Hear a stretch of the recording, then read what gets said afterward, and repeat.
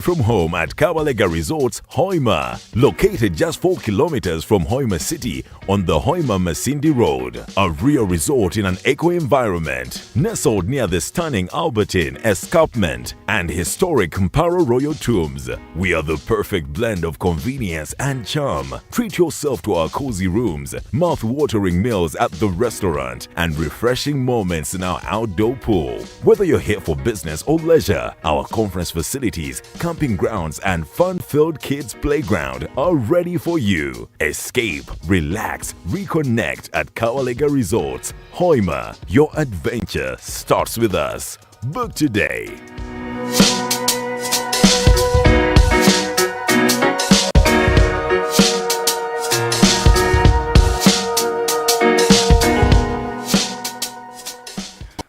Okay, a very good evening, a very good afternoon, our viewers. Welcome TV one more time. It's been ages since we last met here, but of course one more time we're right back onto other sites. You know, it's a couple of people today into the house, but of course tugenda kuba ntubaza ebintu bingi muno, and of course ngwenda kuba ninkutangira whoever is just joining in abakotwe yunga obwire buno abaikaire balinzire. Thank you very much for always loving Elkem television. Of course this very particular show, that is the Youth Connect, where we bring topics that are so related or are deep inside of that is the youth. We discuss about them, and of course in Tramulingo Kutsakuba and Tuyindramo, that is of Womezi Waba Youth. Onto the say today, I've actually come with a couple of people. You see, there is that great guy, and together with the beautiful ladies into the house. But before I proceed, let me first give an opportunity to my co-host to also have a word of salutation. Then I'll also move around and ladies people also have a hi. Then we'll proceed to the real gist of this a very particular show, this a very afternoon.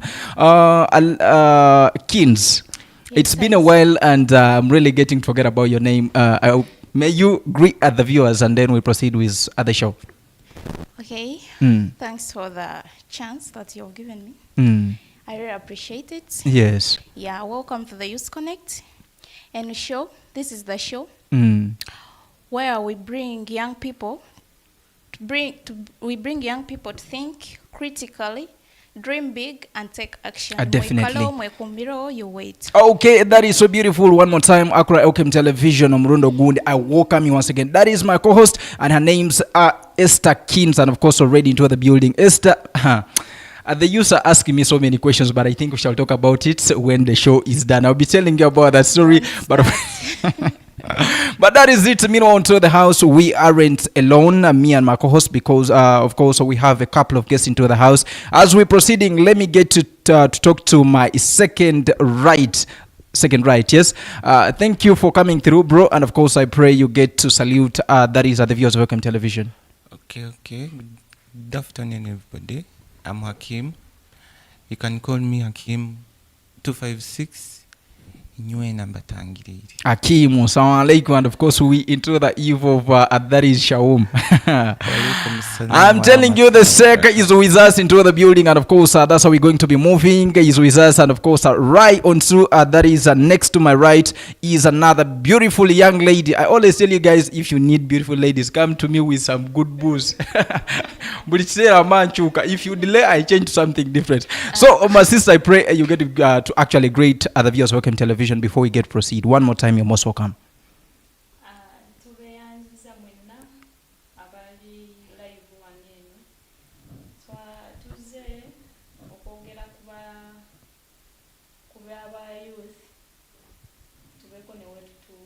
Okay.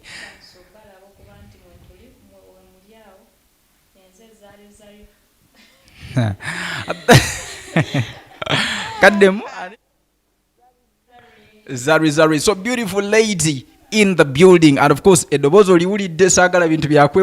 of course these are the beautiful ladies that have got into the house. And of course onto my onto my left is a beautiful black African lady. She always calls herself what? African what? Sorry? Shinayuji. There is that African thing. But of course, may you get to greet the viewers of Elkem Television, and we proceed with the show as well. I'm really grateful that I'm here. And my name is Shina Eugene. I the only black girl around the streets. She represents the beauty of Africans. But of course, one more time, I want to say a very good afternoon, ladies and gentlemen. You welcome the show. I use Connect every single Friday. We're right in here, and of course, to entertain, to inspire, and educate at the same time, you guys. And of course, this is the show that you don't need to miss out with every single particular moment. In that, wherever you're there, and maybe just to give you a reminder for the ones that are right there and you'd like to join and be part of this very particular arrangement, you can move on to your YouTube, type the word Elkem TV, subscribe, and be in position to link up with us. You catch up with us, and don't forget to write your comment anytime that you get into that is your YouTube. You've subscribed and be in position to put that cabel in that every show that will be coming up, transpiring onto the screens of Elkem Television, will be notified and move together with us. But of course, this is what we actually going to talk about today. We have actually gotten a very interesting topic, and we wanted to look at which age can really somebody say that goes of the future or goes for future, because in most cases we have gotten challenges. Challenges are there, but of course my panelists into the house will have a lot for you. Just keep locked into the Elkem Television. Let's get into a short break, and when we do return, we shall be actually opening this very particular segment officially. Thank you very much. Keep locked.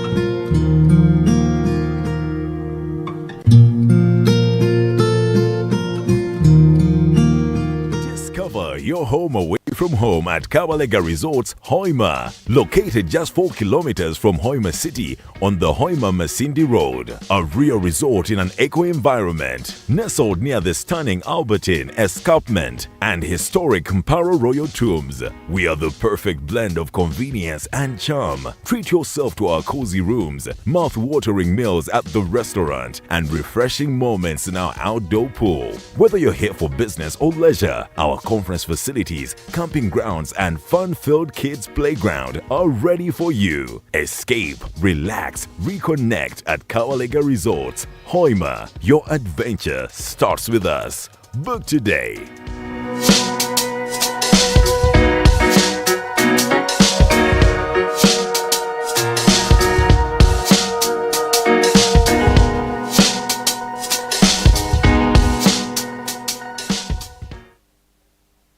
That short commercial break. And of course, I always remind you that as Elkem Television, we also make money. And of course, you could be having a business there that you'd like maybe to advertise. Just come through. And of course, at Elkem Television, we have all courtesy over brands. You need branding, you need what? You need advertising, everything in particular. Just come through. And of course, our office is very open for everything that you need for your business to prosper. And of course, I want to remind you that this very particular show is brought to you, to you by Kabalega Resort together with Beckham Enterprise. And of course, Beckham Enterprises is located a few kilometers is just along Masindi, that is a Kampala highway. As you're just leaving the town like this, you see that is a very beautiful tower that is with a brand of Beckham Africa House with all accessories of construction materials and everything. You can simply reach out there and of course get yourself some good materials for your construction. And of course, Kabalega Resort, they have all the amity that you need for your party, for your everything. So you can simply catch up with them just a few kilometers off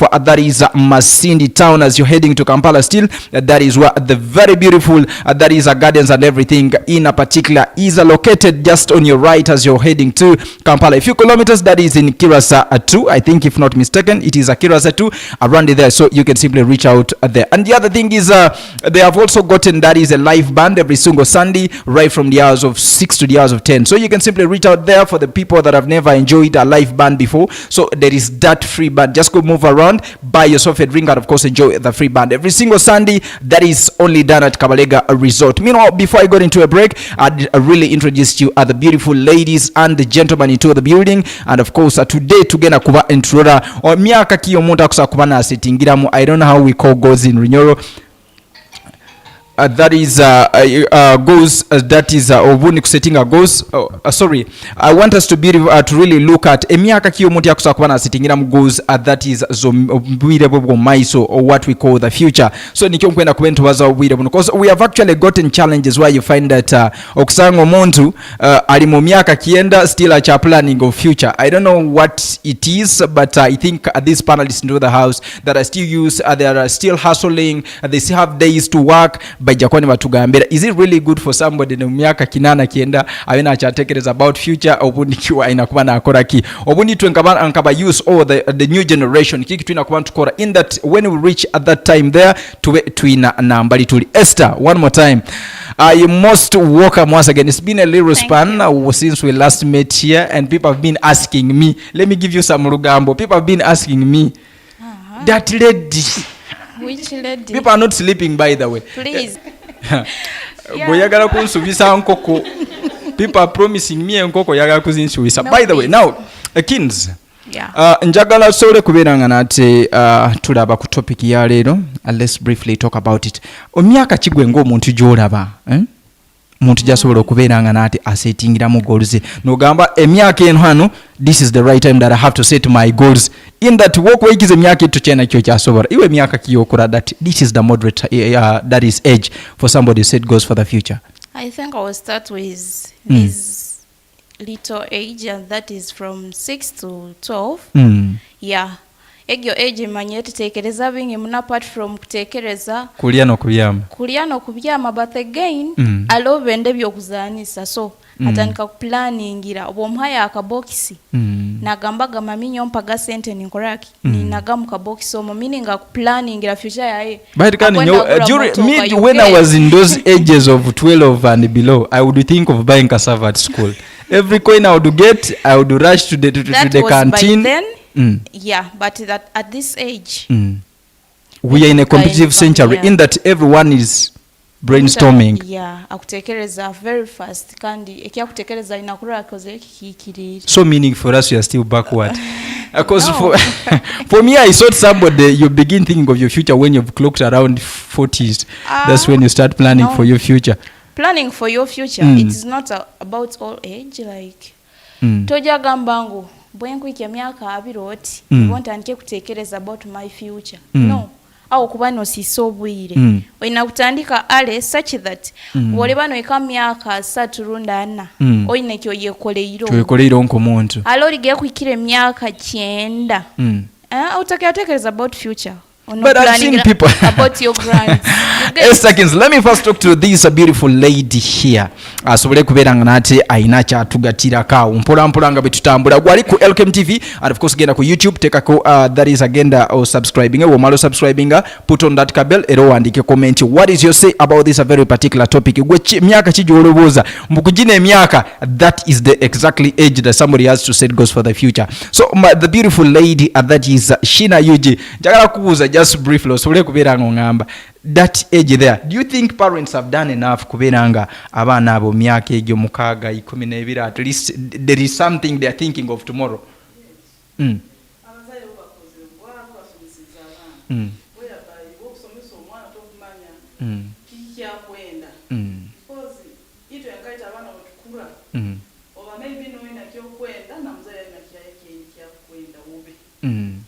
So newo babyawe nabyo kutekereza.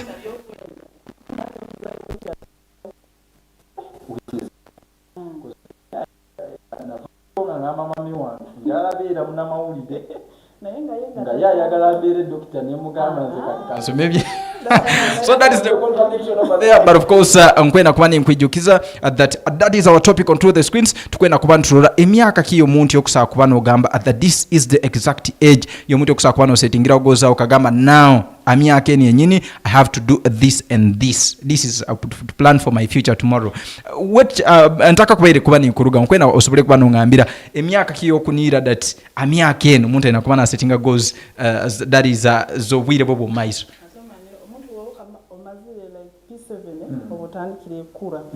Then at our one secondary level, there's some people that say I've not yet clocked 18, and all the people are 18. When I reach 18, that's when I'll start planning. I'm still a young boy. What is your say about that? The moment you are, the moment I've left PLO, I will not answer. Notekereza bingi, yes. Obongo kandi alo kuba nkuzere PLO nyagigwa. Chikumanyisa tingena kutekereza bukambira bizamu. No go with PLO. Please, I encourage you. Ota wa woman, you can still plan for your future. Yeah. Obongo bano bwiguruka. Okay, no goze ngwire bizamu ubongo bukwiguruka, which is okay.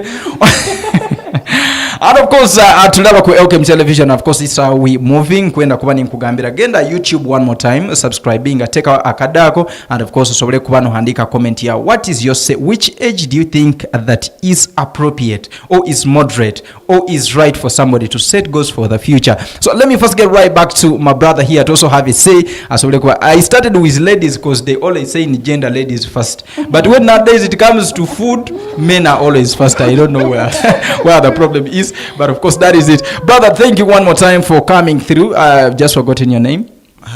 Hakim.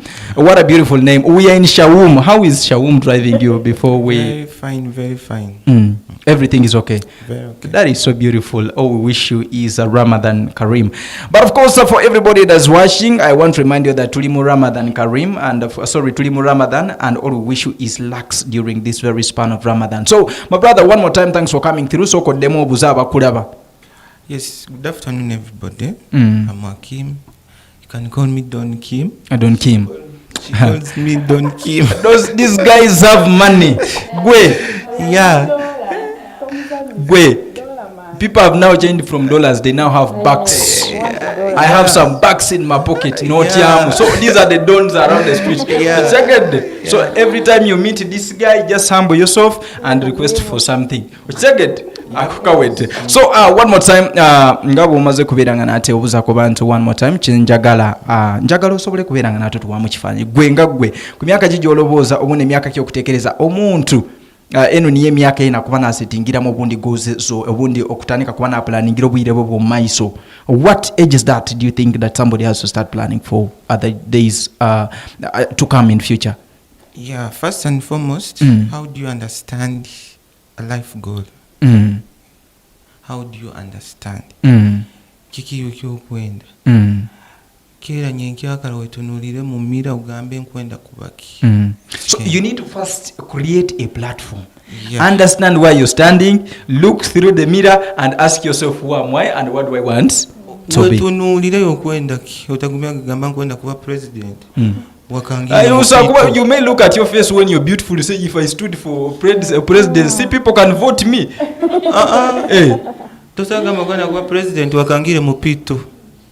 So you need to plan according to your cluster. Your values. So there is no specific time someone can set a goal. No mwana omuto emyaka ebira jagamba nkwenda kuba president, nkwenda kuvuga ennyonyi, nkwenda ekikengere. Okay. So there is no specific time someone can set a goal. No myaka kienda jagamba nkwenda kola kenju egyo. Chonke myaka ehoireyo. Kikengere. Agambe nkwende motoka egyo chonke emyaka ekozireke ehoireyo ataina sente. So ala muntu wokusanga gali myaka yamo nkaga nagawe. I'm also still thinking for the future. No. Right now we're still. And what I've now come to realize is that young women think that future is in old men, and young boys we now think that future is in old women. No. Women work. muzukuke mukole mukama ateekewo omukisa. Mukama jabbatirawo emikisa. You have to understand that, by the way, Sheikh atugambye, you need to work hard in order to achieve your goals. Strictly, which age do you think that somebody has to sit down and set goals for the future? Ati alo nukyali muto kikenge myaka 15 aho nogenda omaiso kikenge sasa arasa kubantu nagamba nkyasoma nkwenda kubaki nkwenda kuikanka university. That is a goal. Surprisingly, I remember one time I was doing some interviews in a given school. There is a senior 3 student that I asked after school, "Oh, what are you pursuing to be in future?" Somebody told me, "I don't know." What is the? Do you think that person is okay, or maybe it's not okay? Right now, everybody here should have a goal. You should know. Yeah, you should know where you are and where you want to be. Kuno mwaka baino nigutandika ukasettinga goals zawe zo kwenda ku achieving. Kuno mwaka gutakaho iroho. Kikengere. So in that every time that comes to inakuwa tu ina bitu kwekolerawo. Yeah. Buli mwaka guratandika mwezi gutandikire. Kike ki achievingire muguno mwezi. Kikengere. Kike kyangire. Always pray. Okay. Mubiwulidde abatulaba, for the people that are viewing, kantu ako mukategedde. I'm one of the pagans naye ala nsonyiwe kubanga tuli mu Ramadan. Kansoke nzire ku sister wange wano. Sister, one more time, you're most welcome, and thanks for being on to the screens of Elkem TV. It's been your first time to be here, and I pray you greet the people that are viewing us. Okay, thank you. Assalamu alaikum. Wa alaikum assalam wa rahmatullahi wa barakatuh. Mbebaza kuba nti nno mutudde muli mutuwuliriza abatulaba. Kyoleese ekyo ekirowoozo kyobadde oleeta okuba nti buli omu aba alina okwetegekera okulaba wa waalina okukwata, naye nga ennaku zino n'abaana abato omwana kati asobola okubeera ne kyotamusuubira nga ye yatuukayo dda n'akulaga nti atandika n'okukola ku ssente.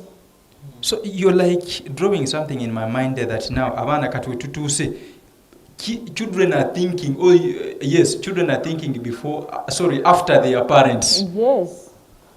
Kubanga osobola okuba ng'olina gwe kyolwanirira abeere naye ate ng'olwedde alina kyeyalabye kyalina okubeera kyagenda okufunamu amangu ssente naye ng'era ali mu kikolerera. Kyetugamba emyaka egyo tetwandigigoberedde nnyo kuba waliwo n'atuuka mu myaka gy'olaba gy'alina okutegereramu naye nga tategeera. nga kabulamu ng'emyaka egyo egyandibadde ng'ategeera nga gyamuleka dda kyokka nga olaba ono omuto ategeerera ddala. Buzibu ki obuliwo? Kyova olaba omuntu agenda n'abeerawo n'amanya nti chance ez'okukola zikyaliyo nnyingi. Waliwo omuntu eyaŋŋamba that a human being has only gotten 2 chances in life. Is it true oba yalimba? Kituufu. Ate wezikuyitako ziba zigenzi. But surprisingly, I still find people in 60s, in 70s still talking of future. Nga mutuulamu awo n'akugamba, sebo Mr. Hizo kimanyi kati nganze nga bonda bawano nina pulaani zange kubanga ninayo future yange gyembala kati aba yakibaze dda. Omanyi nti emyaka gina we gikoma okupulaninga. Kyewandi pulaninze nkaaga nga gy'olimu kyewandibadde opulaningira mu myaka 3 kiba tekikyasoboka. Kuba obudde buba bugenze. Kati oba opulaningira kufa. Anyway, kibanga si kyakufa. Kati singa obanga obadde olina kyewalwanirira okuva mu kusooka n'otuuka ku nkaaga 7 nga tonnakituukako oba tokyakifunye. Oba olina kupulaningira emyaka egyo nti egyo as early as it is. Yes. Oba olina kupulaningira emyaka egyo gy'olimu nti kati kuva ku nkaaga oba ntuuke mu 9 It is okay. It is okay. Okay, and of course, for the viewers of Elkem Television, one more time, I want to appreciate you for the ones that are still tuned in. You're watching wherever you're watching from. I'm so sure some people are watching from a diaspora. Thanks for joining the show. And of course, we appreciate for your time and everything that you really put in the data and everything to ensure that you're always part of this very particular arrangement. And don't forget to at least have a comment written down in there. What is your perception? What is your say? You could be having a different opinion compared to what is happening on the say today. So if you've gotten any opinion out there, it could be negative, it could be positive, just write it there. I'll be in position to pass it on. But of course, all I beg, just move on to your YouTube, type the word Elkem TV, subscribe, and be in position to be part over this a very particular arrangement. At the moment you put on that bell, every single Friday you'll be linking us up with us. It's been a while. Some people would be asking questions. Every Friday, I promise to. Let's first make some money, and of course I'll be coming back with my sister asobole kubeeranga nate atwongerayo mu maaso. Tovaawo.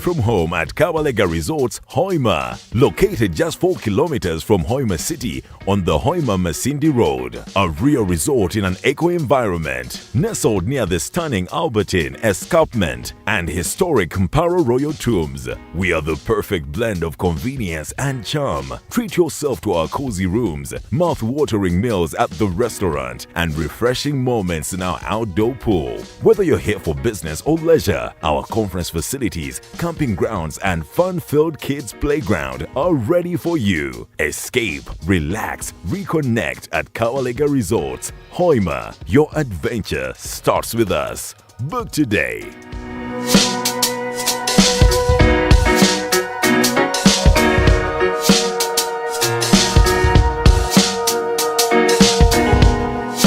With what has been onto the table, it's just a blink to let people breathe.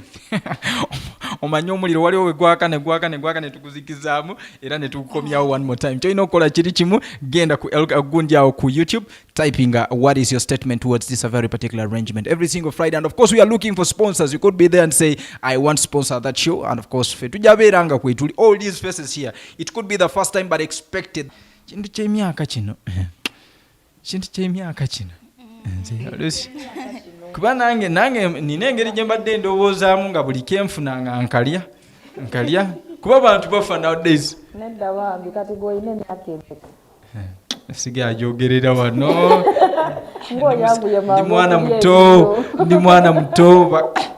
This time, naye okyasereka emyaka. Wembeere waka muga ni muntu mukulu naye akimanya. Kati nyinza oyogera wa n'emyaka gyana obwedda wali mwana muto kati nze nnobye. Ekyo kankireka. Olowooza tunaakula ki maaso awo? Kaze gwe. Mabega kao, by the way,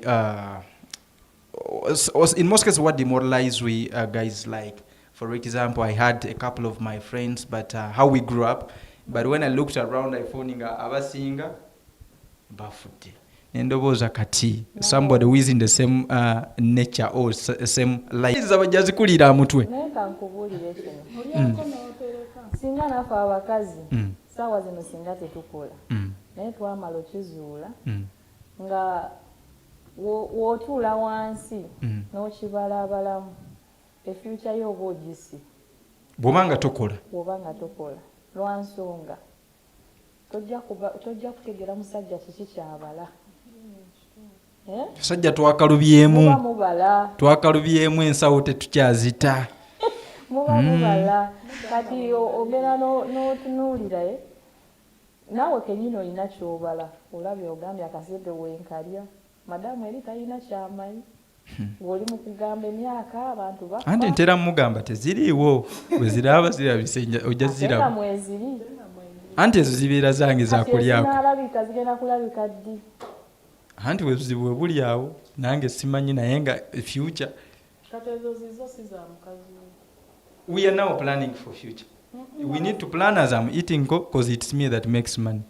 naye mumanyi ffenna singa tupulaningira wamu singa tupulaningira wamu kubanga oba tumanyi omusajja kiki kyalowooza kiba kirungi ne muba nga mupulaninga wamu muba mujjamu ekintu ekituufu bakazi bafuuse babanda ye nakutegeera z'oyina bayinza okukutugira mu katanda n'olaba kati ennaku zino abasajja abalina abakazi tebakyebaka yeebaka wategeera mbu ayina mu kasente teyeebaka naye omanyi nti mukazi wo gwalina omufuula asula eriiso limu litunula bwe riti mukazi ono tasitula jambiya nantema akijja kuki kuba yakitegedde nina sente akijja kuki tewali asitula liiso nga talina nsonga kati omukazi ne bwolwayo kati omusajja ne bwolwayo ng'okola sente mukazi yajja aloboza okoze eki balina endobooza yaabwe naye nange oluusi egira n'ensobera Esther mpozi ndobooza ki musajja walwayo mukola mutya olabye tayogera osanga wali asibye oba osibye That one coming home you find me. no eating today kati tukole kiwa naye tuba tunoonya sente musajja alina onoonya sente ofune ekyolya No, let me ask you.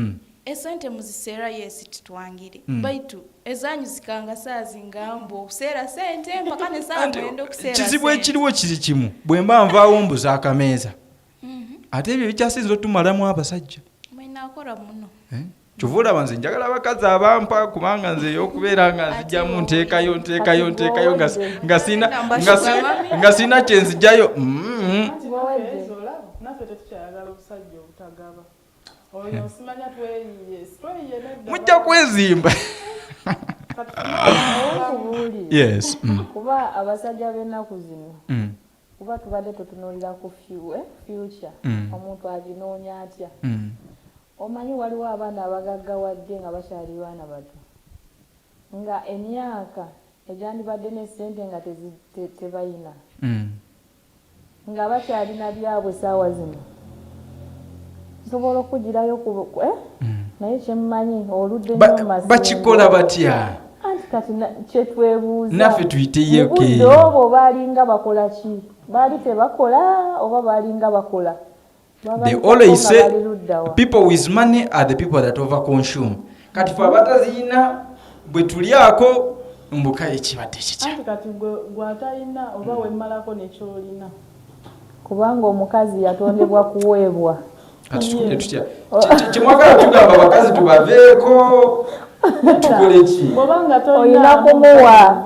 ng'oba olaba nti okutte wojja oba olina okuwaayo nga naye akuwaayo zammwe ng'olabira ddala naye okubyewo nnyo tukubye atukubye kati nze noonyeyo kirasi ki nojayo kirasi ekugyamu nze ojja kusanga nga nsiba kaviiri kange genda onoonyeyo oli ng'ogamba nze enviiri sizisobola kati nze nyanoonya wakakaaki oyo kubanga awo wentambulira awo oluusi nozisalamu naye kankubuulire kina kankubuulire kino omanyi edda abakazi tebabakkirizanga kukwata ku ssente kukola naye saawa zino nabo bamanyi okweteeka mu ssente kati gwe n'otuuka oyagala anyirira ayambadde bulungi sente zayambadde tozirina na mu nsawo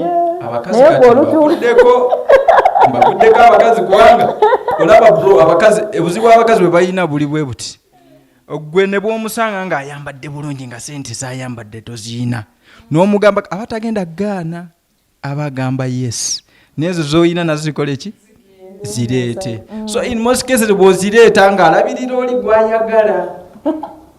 There is a saying in Runyoro which says, Enkoko yebengera kera soma. Why would you go to an expensive girl? Baganda bange bw'obanga teweesobola ssebo mu kamooli tunula bwoti bakazi baveeko onoonye future.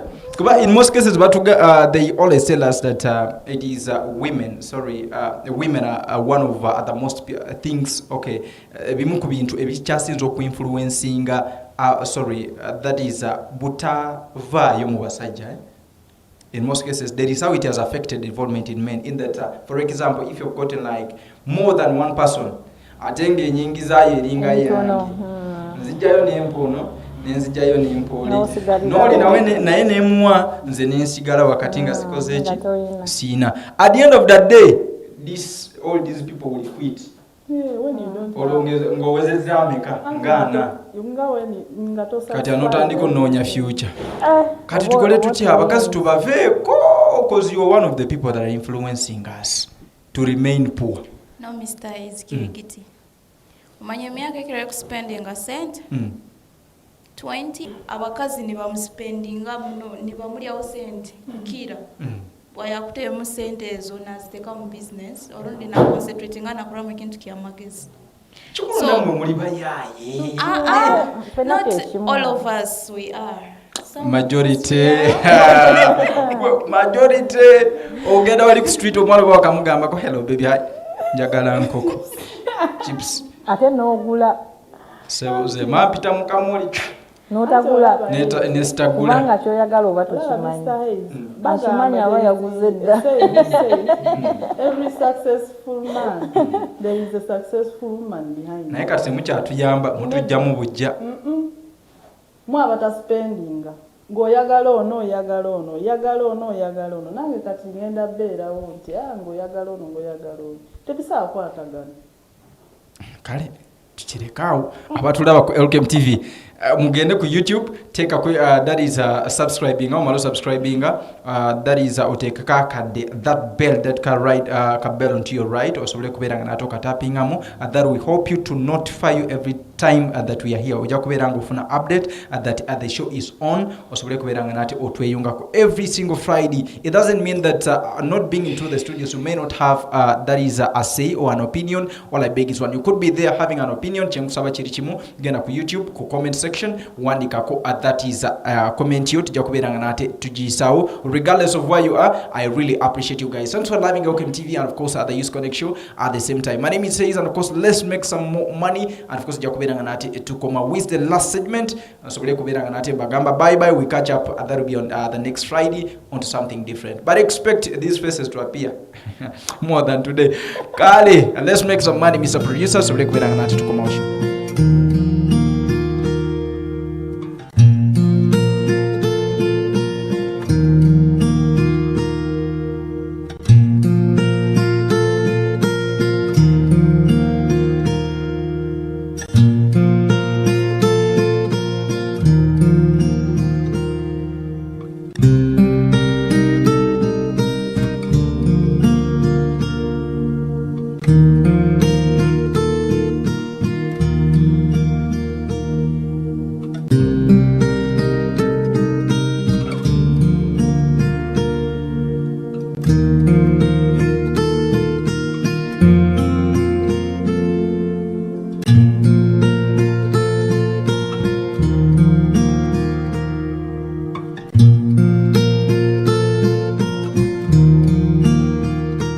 Discover your home away from home at Kabalega Resorts, Hoima. Located just 4 kilometers from Hoima City on the Hoima Masindi Road. A real resort in an eco-environment. Nestled near the stunning Albertine Escarpment and historic Mparo Royal Tombs. We are the perfect blend of convenience and charm. Treat yourself to our cozy rooms, mouth-watering meals at the restaurant, and refreshing moments in our outdoor pool. Whether you're here for business or leisure, our conference facilities, camping grounds, and fun-filled kids' playground are ready for you. Escape, relax, reconnect at Kawalega Resorts, Hoima. Your adventure starts with us. Book today.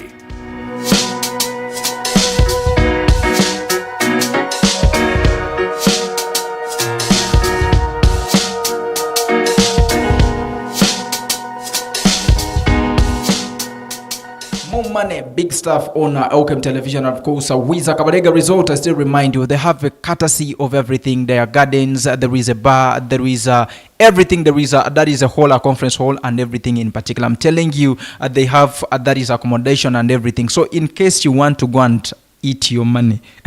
Now you know Ziriango saving. That's what I've learned from here. If you want to go and splash, you've gotten some extra money. Oyinza okubeeranga nato itira yoko. That is a Kabalega Resort. Osobole kubeeranga nato nyumirwa obulamu ng'omuntu. There is swimming pool. Fabata banyo swimming. In most cases ebintu bya swimming pool ebyo buli wentuuka emmamba alaba bulabi bwenti. Kubanga ntya oyinza oyingira mu swimming pool nobbira n'ofa. Kati nze emmamba alaba bulabi nga bwe ngami sota nenyumirwa. So atulaba kwa Elkem television, we're still proceeding with this a very particular topic that is to come onto the screens. And of course kuberanga nate ojiraba. We trying to look at emyaka kigwengo omuntu kyoso okugamba mbu eno myaka gino wotukira ku myaka gino oba settinga goals wotukira ku myaka gino oba olemeddwa. So I want us to briefly look at myaka ki gyotukako what I'm trying to mean, at which age can somebody reach to nogamba kati oyalemeddwa? There is no more future that you're talking about, because everybody keeps optimistic. You could be 90s, but when you still have future, I don't know how true it is. So I want you guys to guide. So at this age of olemeddwa, in that every use that is there tulaba ku Elkem television. So okubeeranga kikuyingira mu bwongo okitegeera that bwentuuka ku myaka gino nga sina kineekoledde mba ndemeddwa. You start planning to eat and die. Kuba nakyo weekiri. It is a must, whether you need it or you don't need it. Time is different, but same journey. Okay, Esther, I'm starting with you. I want you to tell us, ku myaka ki gy'olaba mbu muntu waaweza emyaka gino wano future eba tekyaliyo, aba alya ku ezo ze yakola z'atayina. Something tricky. What nja gamba myaka ke but kisigikira buli muntu ngeri ali blessed in this world. Agambe emyaka 45 bokagiguruko bogenzero bolemero. Is it true? No, emyaka 45 wakyali muntu muto. Okyasobola kutera matafali for some good. Okusobola kutera kintu kyawe nokiyamu like 5 years. Omugongo kuba gucekere. Ayina okuba gucekere baitu. Oba okuwaleme planning ero myaka yabayuse yakurabiro. So struggle hard within these 40s, 50s. You try your the luck. Moment you escape 50s, you are gone. There is people that say there is future in heaven, so you have to work for heaven rather than working on us. Can you get Seka, I want you to tell us. I hear some people saying that for you need to work for the heaven. You have to work as early as possible. You are 20, work hard. 30, work hard. Always pray. Some people say you can never go to heaven when you don't have money. I don't know if there is a bribe along that route that takes to heaven. No. Is it only the rich that go there? I think one time I have to host a pastor always here. But please tell us more about that. Musabe murugo mizimu yowanyu yechika. Mizimu jechika by the way. Muine mbandwa ebyo ebyechika. Sabo. Abakweyamba. Ate nsa kusaba ningendagana kuno ali bateera obunyege chiki ninyongereza. No comment. Batali do pub saho ondi wena kusa kusinga Ruhanga niwe yakuhangire niwe akumanyire niwe manyire future yawe. What I really ask myself nowadays is ogaba nayenda kweyambulira mu Ruhanga ononya sente naye ng'ogaba sente. Waliwo ekigambibwa. I have really heard a couple of people speaking. There is Illuminati, you get free money. That has really stormed people's minds today. The youth are now thinking of free things through these ways they are talking about. There is Illuminati, there is this one, or kolachino no funa sente. In most cases, if you do obowedde ebyabusa bitis first and foremost tosa kungamba mbu nja kwijompe sente ne Uganda oli kubi. Now people have got a negative minds. When funa access, and the biggest challenge today, I think the majority of Ugandans would be in Illuminati. Now it is access. That's what I'm coming to realize. Otherwise, all they use today, every time they look at something free, That's what storms their mind. Abo nibo batenda okora. They want to face things. There is no. But of course, maybe what I can say, as you're thinking of free things, think of what you will have to pay for that 3 things. Because there are no free things nowadays. Somebody gives you something, in return you will have to pay over what you've been given. So there is that perception amongst youth. Chintu echo, I think next time nja baleetera pastor wano ne Sheikh bulungi, Sheikh ajja kukomawo so kubeera nga nate babayisaamu dduwa cause abasinga you have that fake mind. Nze mu bulamu bwange ndowooza tebiriiyo. Anti olaba sitaani atambulira mu bantu. Yes, atambulira mu bantu ayina ne ba agent. But always pray. Oli musiraamu genda muzikiti, oli mulokole genda osabe, oli mukatuliki saba. Olaba eji yaffe eno sitaani agyagala nnyo nnyo kubanga buli kimu kyonna kirimu eji yaffe. Ate ku budde bwe tulimu buno sente zibuze. Anti kye.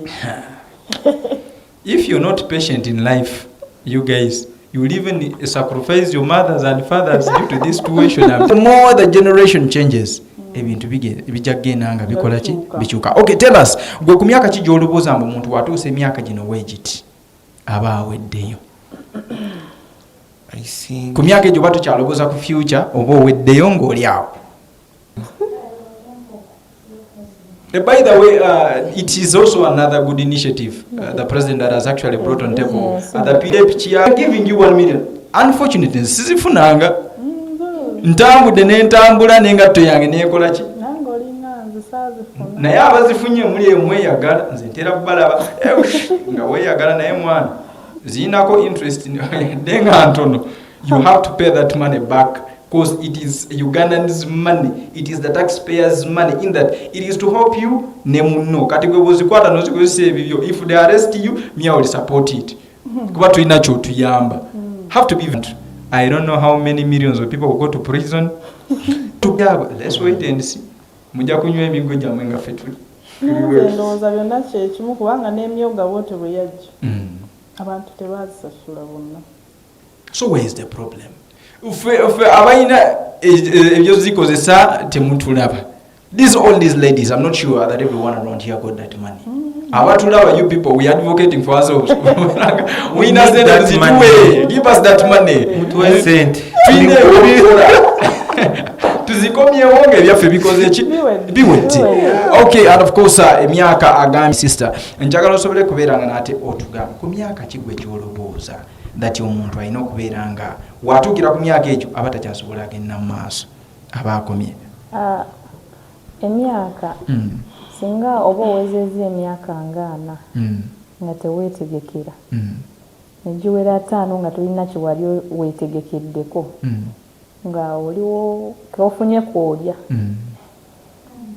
ku myaka 7 giba gikumala ng'otudde ng'olaba baana awe beebase newafuluma singa bakuyambye ng'olina w'osobola okulimaalimako awo wabeera wasobola okukukwatirira naye nga kasita kisukka awo obudde buba bugenze. Okay, ku myaka 7 oweereza emyaka 7 nze ndowooza namwe 5 you need to plan for it. No. Kuba nadde nsakurugano kulungi ntumara sho kulungi ni morangu estafuirege. You can't. You need to plan for your death. I can't. Tosobola. There is somebody who told me Sheka yali asomesa ku TikTok n'agamba abasiraamu temwagala kusaala. Kolera akalamboko. Genda osaale. Nze ndowooza omuntu n'obwofa abagenda okuziika weebali. But what have you left? Kiki kyoleseewo obalekedde ki? You people. The question. Ebintu byoleka abaana. Olaba nze tuzaala. My father left me when I was 7 years. 7 years. Kati nze. Let me first work. Kuba abaana mbatya n'okubatya. But again, oyina kusambya otakachekere so. You think naye olaba naye omanyi singa tubeerawo ne tulowooza okufa tetwandikoze olaba not all things will depend on your parents. Naye wenyina okusooka kwimuka nowekoolekyawo ate bwokusanga parents when they have nothing. But it's always good. Olaba kinyuma bwekiti omuzadde bw'abanga alina kyakuteereddewo a given platform ne bujja you have somewhere to start from. It is something so hard for somebody to begin on zero. No value, you become somebody rich. These are the people that are taking wrong routes. Naye muzadde bw'abanga yakukolerako in making money kubeera ng'olina kyeweekoleddeko, we don't only make money, we make friends. Ne bw'obanga ofudde at the same time ayinza okubeera nga wali omukwano gw'avaayo n'agamba this was my friend's child n'akukwatirako naye bw'obeerawo nga toyagala kukola. It is from work where we meet friends that at the end of the day support us in life. Kati bw'otuula bintu bijja kutuulira ne family gibituulire, you remain nothing. So sister, before nga sinakuvaako, I just need a comment from you. What are you telling to those young ladies that keep saying nze bajja kumpa ezi njamusanga wali kyali wange ampeeyo omutwalo? Mana ekyembagamba muyimuke tukole kubanga omuntu anyigirizibwa nnyo nga talina kyakola naye kasita okifuna obulamu bukwanguyira. Nze kyengezaako okubakubiriza kukola kuvaayo buli omu n'aba nga alina kyakola. Obulamu bunyuma ne woba olina omusajja ng'olina sente z'olina mu nsawo yo nga naye aleeta kyaleese kyaba asobodde. Kati waliwo abagamba nze nyashi yange weeri, nyashi yafuuka kaputo ndabako nyashi ne weba weeri kubanga nyashi etuuka ekiseera nga obudde bwayo buyiseeko ate by the way tekyakola. Ekintu ekyo by the way some beautiful women are today suffering just because they didn't realize that they had to work during that time they were beautiful.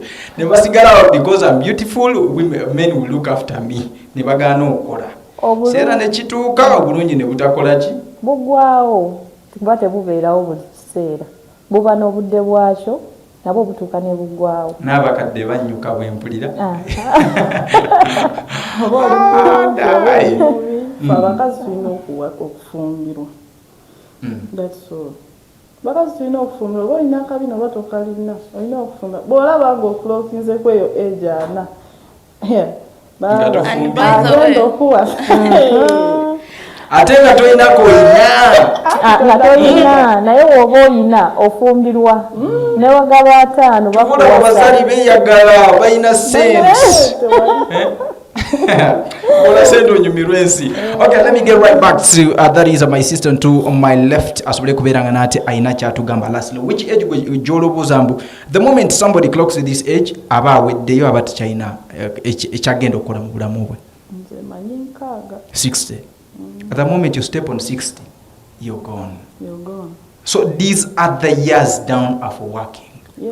Atulaba ku Elkem television, I'm so sure that at least today Bobera you've learned something out over this very dialogue we have had today. Conversation with these a couple of panelists have got into the house, and of course I promise you that every time that will be happening to be here tujja kubeeranga nate we bring different brains kubeeranga nate tulaba how do we improve our lives as youth. Next time expect a couple of things to happen onto the flow, but of course all you need to do genda ku YouTube subscribing asobole kubeeranga nate out following. Before I get to say my last remarks, allow me give an opportunity to other guests to have their last words, and then the co-host will be the last lady. Ladies first here and again last, it is okay. It is fine. You get to get mukama wange. So I want to encourage young youth out there. If you still have a chance, stay in school. Yeah. Pangambo atasomera kolaki?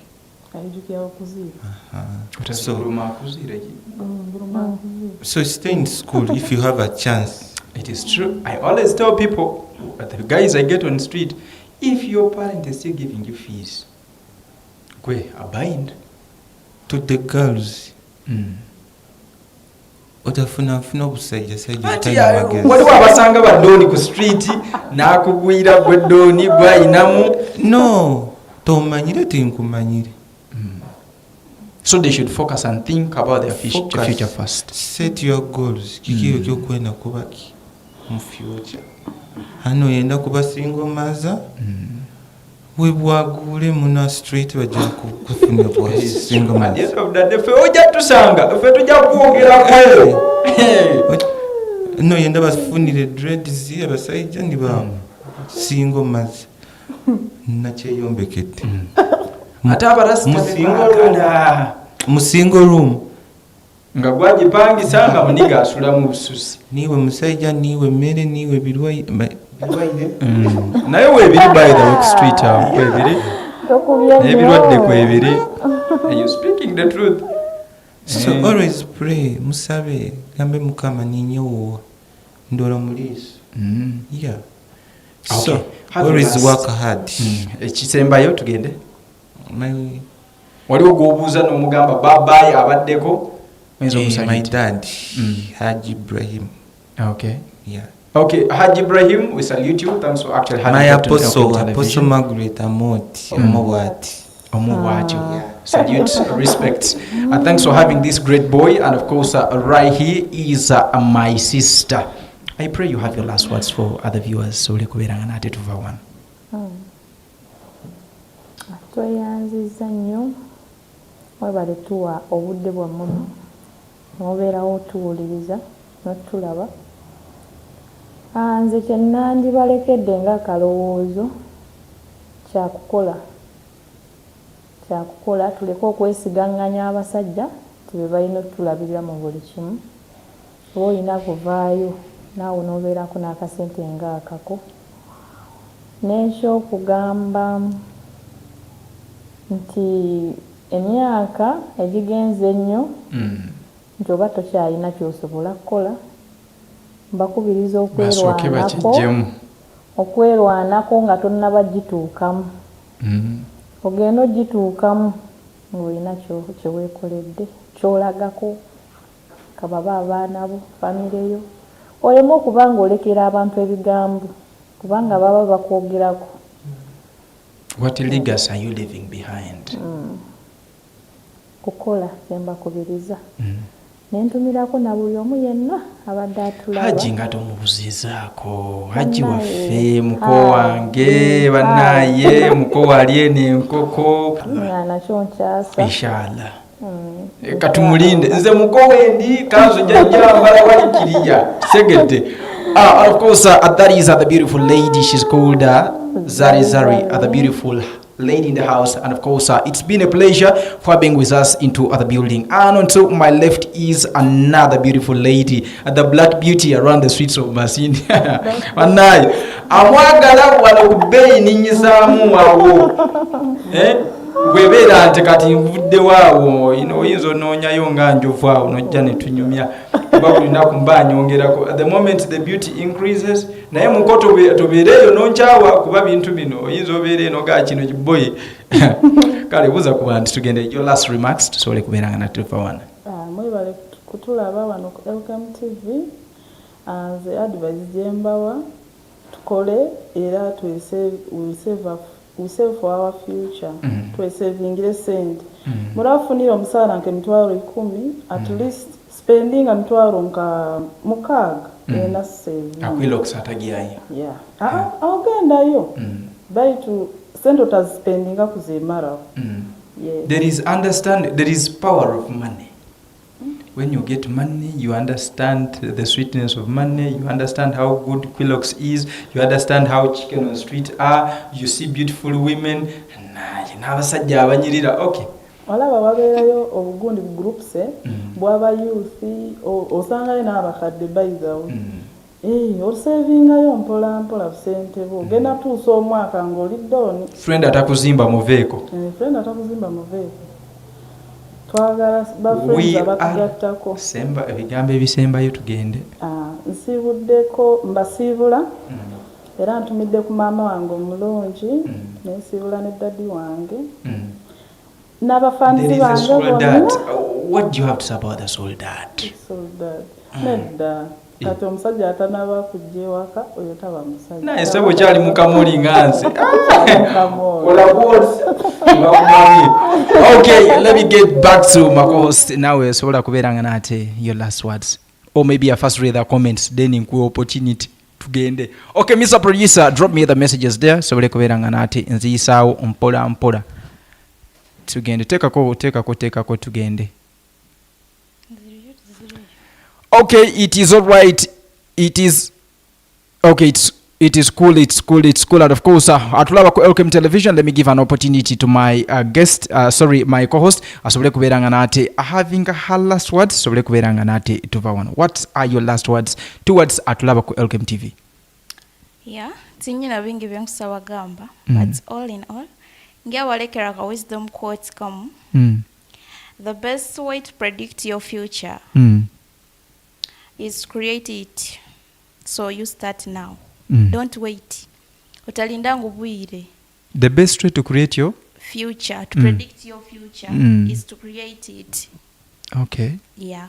Mwebale mnotrera. Which verse in which book is it? It is just a wisdom quote. It is not in any I thought it's in any scripture of the Bible. You know, you people with scriptures, they scripturize and you also get confused. Okay, one more time, Omaliriza. Yeah, I'm done. The young daddy omubuzizaako. Oh my goodness, my sweetheart, I love you. Bye bye. Nah, younger daddy, olinga weyagala. But of course, that is it. My name is Mr. Hayes. One more time, I want to appreciate you guys that have actually kept watching Elkem Television, the Use Connect, and of course, every single that is Friday, we ride in here right from at that very particular time. I won't speak it today, but of course, we shall be linking in up. Join okuberanga okola chiri chimugenda ku YouTube. Teka ku kigambo Elkem TV subscribing. Osobole kuberanga nato teka ku at that bell. You will be notified every time that we will be here. Osobole kuberanga nato otweyungako. We keep learning, entertaining, and of course. But